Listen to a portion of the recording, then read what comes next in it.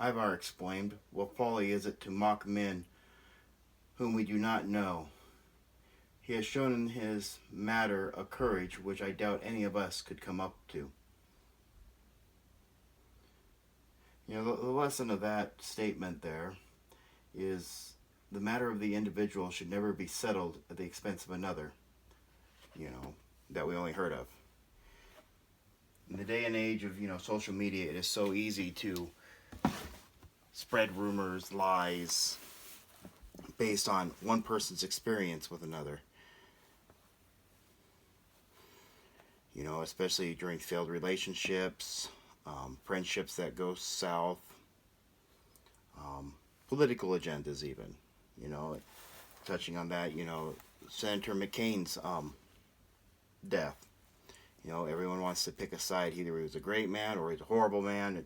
It's easier, instead of bad mouthing the dead, to go respect for his military service or respect for this.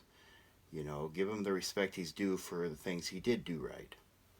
Not drag out everything out of his closet. Because everyone has a closet. Everyone has skeletons in those closets. Everybody. There are people in this world that have mental health issues. There's people in this world that, just have a bad day and say things they don't mean, and it goes from there. None of us are perfect. All of us have failings. That passage speaks to me more today than it would any other day.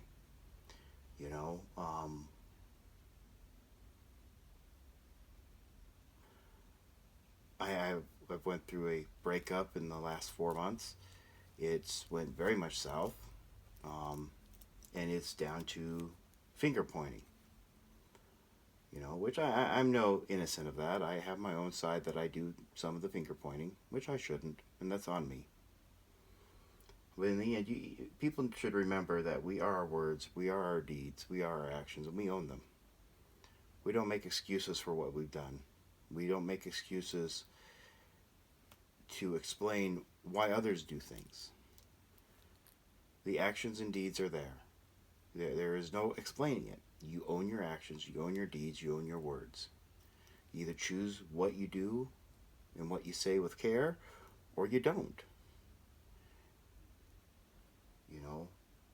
Many people in this world don't understand what honor means. Honor means you stand up for what you've said, what you've done, and you own up to it, right or wrong. Honor also means you try and do what you feel is right at all times, even when that leads you down paths that it shouldn't. All of us can make exceptions for people that we are in love with. Few people can make exceptions for those who are our enemies.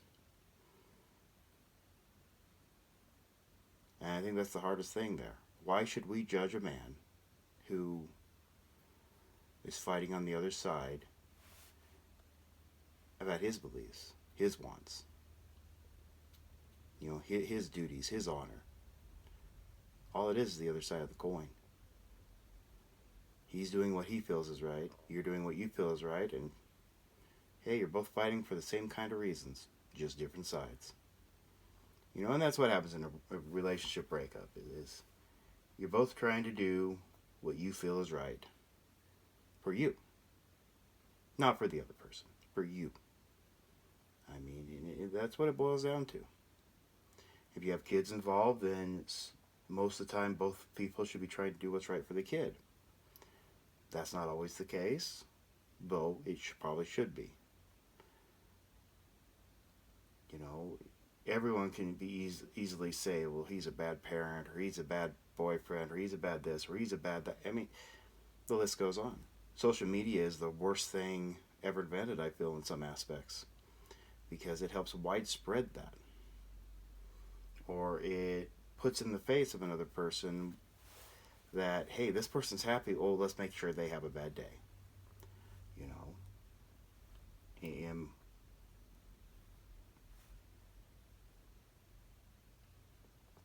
but in the end, that passage really spoke to me today because of the rumor aspect of life. Rumors are everywhere. You're never going to get away from them. You're never going to stop them. You're never going to get away from dealing with them.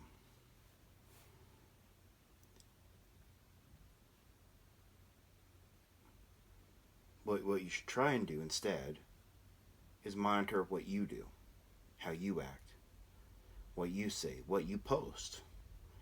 And think beforehand, before sharing something that spoke to you, going, should I? I mean, that's a real question in life. Should you do something? Or should you not do something? And if you do something, be prepared for the consequences. Be prepared to own up to what comes your way due to what you do. You know, I'm not a high learned man. I'm not a high speaking man. I'm just a simple person. Much like many of our ancestors.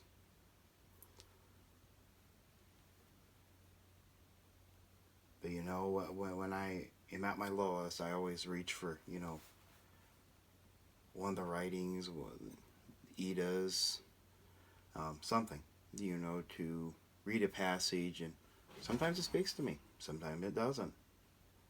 Sometimes it says stuff I don't want to hear. It's just the way of life. But I just wanted to share that with you. It was out of my Ostrue Book of Days by Brian Wilton.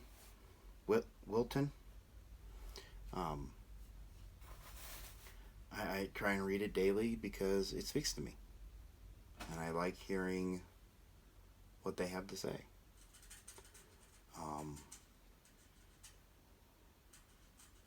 So I just felt like sharing that with you all.